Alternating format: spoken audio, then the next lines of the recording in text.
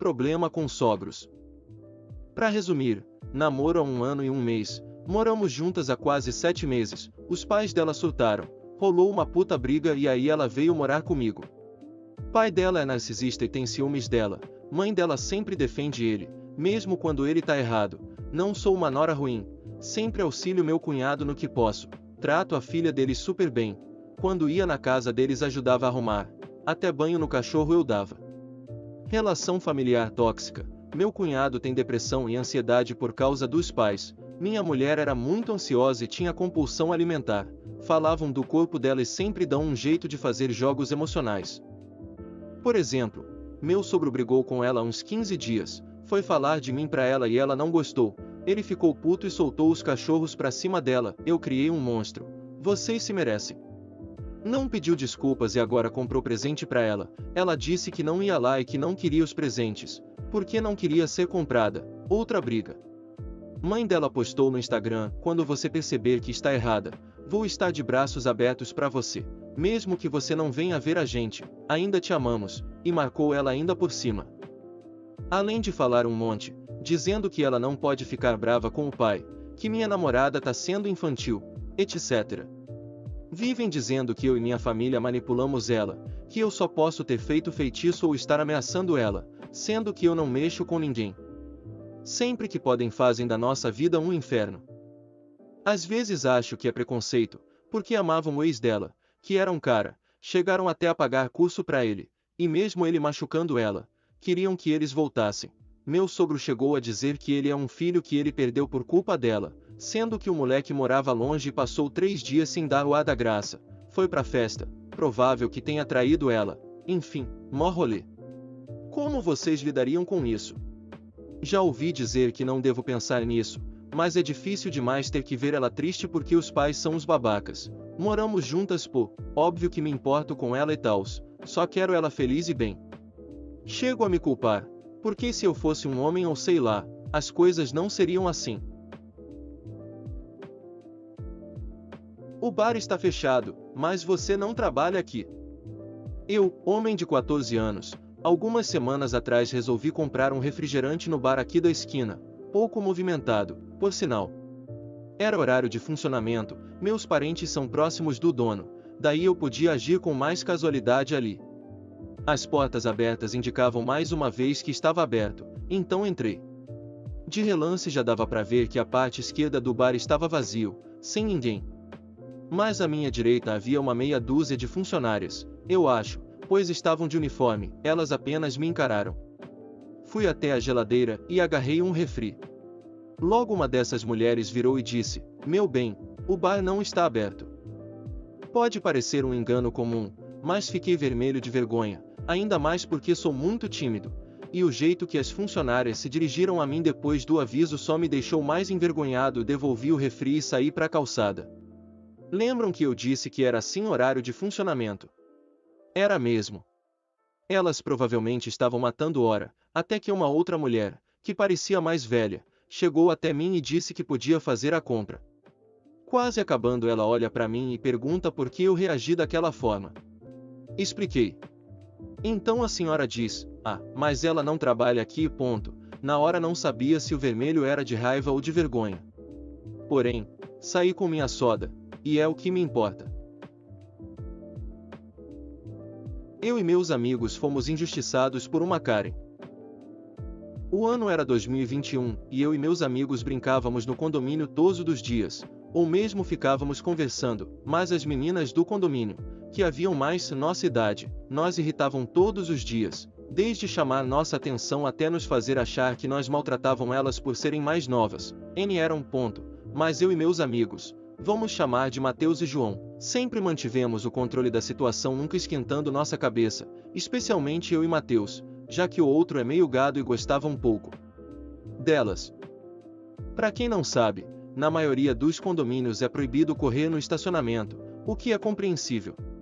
Mas elas corriam, gritavam, e faziam baderna no estacionamento e ninguém reclamava, especialmente aquele síndico que vamos chamar de Luiz. Porém, quando meus amigos fomos a um parquinho desativado que fica no final do estacionamento, É permitido ir lá. De fone vendo um anime, o porteiro apareceu. Pediu o número do nosso AP e divulgou no grupo no prédio tanto que nós éramos FDP e que o nosso tipo de gente atrapalhava o condomínio.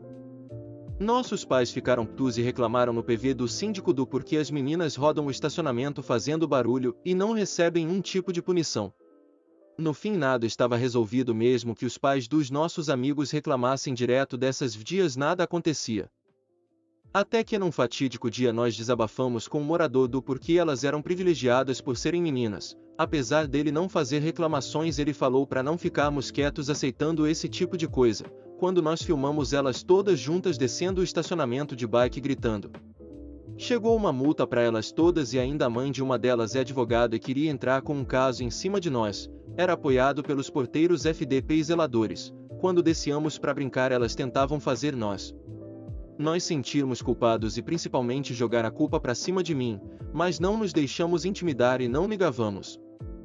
Quando a Karen advogada abriu um caso, mas aquele cara ficou tão bolado que pediu as imagens da câmera e tirou foto de todas as vezes que as regras eram quebradas por elas e quantas multas elas já deviam ter tomado, pelo menos 11 multas. 5 já é aviso de expulsão, ponto. Depois disso todos os funcionários que testemunharam contra nós foram demitidos e cada um foi recompensado com 2.000 pelo inconveniente completamente desnecessário. As meninas por algum motivo continuaram lá, e a filha da Karen ficou com tanta raiva que disse que nós havíamos abusado dela, mas o pai não acessou e disse para a mãe parar de ficar mimando sua filha e que já deveria ter colocado ela de castigo. Depois disso ela se mudou e o condomínio foi feliz desde então. Minha história de 3 atos sobre como eu consegui ser falsamente acusado de e virar o jogo. Contexto: eu sou pobre, mas nunca me ajustei em escolas públicas. Na última vez que eu tentei me perseguiram por ser negro e gordo e me jogaram em uma lata de lixo João Bobo.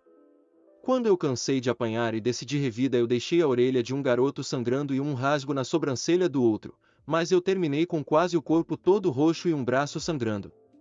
Minha família inteira fez um esforço para me colocar em um colégio particular bom. Depois de um tempo eu notei que troquei 6 por meia dúzia. A única diferença é que agora eu tinha um ensino melhor.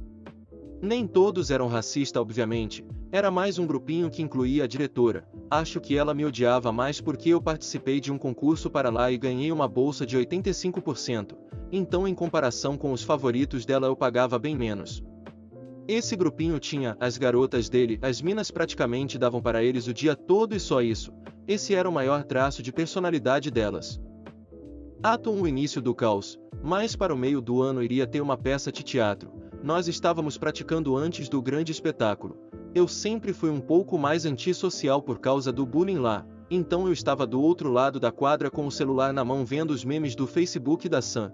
Essa história N é antiga. Eu só estava entediado mesmo, e N tinha muito o que fazer. Até que o professor que estava organizando tudo me mandou sentar perto dos MLKS que faziam bullying comigo porque era mais perto do palco.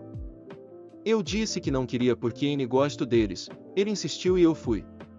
Chegando lá todos estavam espremidos em um banco e eu tive que sentar lá. Um pouco mais para frente ficava o banco das meninas que ficavam olhando para os meninos fazendo caras sexys, ou uma tentativa disso, já que mais parecia que estavam com dor. Um tempo depois umas 3 meninas esperaram o professor ir na direção pegar os materiais com a diretora e foram no banco dos garotos e começaram a rebolar para eles. Uma delas quase enfiou a cara de um moleque na bunda dela. Depois de um tempo eu começo a escutar os sussurros. Falaram meu nome bem baixinho e depois eu escuto um professor fulano. Eu apenas levando minha cabeça do celular e olho para frente vendo ela em pé olhando de cima para baixo em minha direção. O professor antes mesmo de me escutar me manda para a direção e lá a diretora começa a me xingar e chamar minha mãe e minha avó, dizendo que vão me denunciar para a polícia e eu vou finalmente ser expulso. Ato 2: a testemunha. Depois que minha avó e minha mãe chegaram elas estavam totalmente do meu lado, mas lentamente a diretora começou a jogar elas uma contra a outra e depois contra mim. Eu tentei argumentar mas a diretora disse, ela é a vítima, nós temos que acreditar nela totalmente, adicione mais 30 parágrafos de um discurso mal feito sobre acusações de assédio. Eu estava em prantos chorando muito até que ela me salva chamando uma testemunha. Assim que o moleque chega ele vem sorrindo entrando pela porta. Quando eu vi ele, Eu comecei a ficar possesso de raiva, mas a adrenalina era tanta que eu comecei a me acalmar aos poucos e comecei a pensar até demais. Ato 3 A queda da mentira. Quando a adrenalina começou a baixar eu comecei a pensar em muita coisa. Eu lembro que esse moleque que chamaram para testemunhar contra mim era daquele grupinho. Esse em específico encontrou meu número e e-mail e começou a me mandar por trans. Ele simplesmente ficava toda hora me mandando de todas as formas, seja por WhatsApp, SMS, e-mail, Facebook ou qualquer outro modo. Eu comecei a bloquear tudo, mas N apagava porque eu iria mostrar para a diretora. Mas eu nunca consegui mostrar o que ela estava sempre muito ocupada para mim. Então naquele momento eu comecei a gritar tudo o que eu sabia. Um mês antes de tudo isso, no final de uma aula de artes, esse moleque começou a mostrar gay para a sala toda. Sim, ele era viciado e todos sabiam. Até para as garotas que N tinham nada a ver com eles. O professor viu e N fez nada. Ele até apagou do celular dele as mensagens, mas eu não, então mostrei para ela. Eu lembro que comecei a denunciar várias coisas erradas na sala. Os reais de alunos com alunas do 5º e 4º ano. Professores vendendo nota e várias outras coisas. Todos ficaram quietos, apenas dava para escutar meus gritos dentro daquela sala. No início ela ameaçava mostrar as câmeras, mas quando eu comecei a exigir ver as câmeras para mostrar a garota quase enfiando a cara de um moleque na bunda dela, a diretora N queria mais. No final de tudo, todos estavam quietos e eu com os olhos muito vermelhos de raiva e de tanto chorar, quase sem voz de tanto gritar, e a diretora em choque depois de escutar tudo o que eu falei. Ela apenas me liberou para a sala de aula junto com os outros alunos. Antes disso ela apenas disse, eu vou chamar a polícia, e eles vão investigar, obviamente mentira, sobre todas as suas acusações. Eu vou ver também, outra mentira. Todos vocês podem ir para a sala de aula que a apresentação acabou. Assim que eu subir, eu abri a porta da sala e todos estavam quietos com o professor sentado olhando para a porta. Em silêncio eu fui andando até meu lugar e peguei minha mochila. Desci e pedi para minha avó me levar para a casa dela, porque N queria mais ter aula naquele dia. Minha avó só concordou e me levou. Depois daquele dia nada aconteceu, os garotos N pararam o bullying, mas a garota nunca mais olhou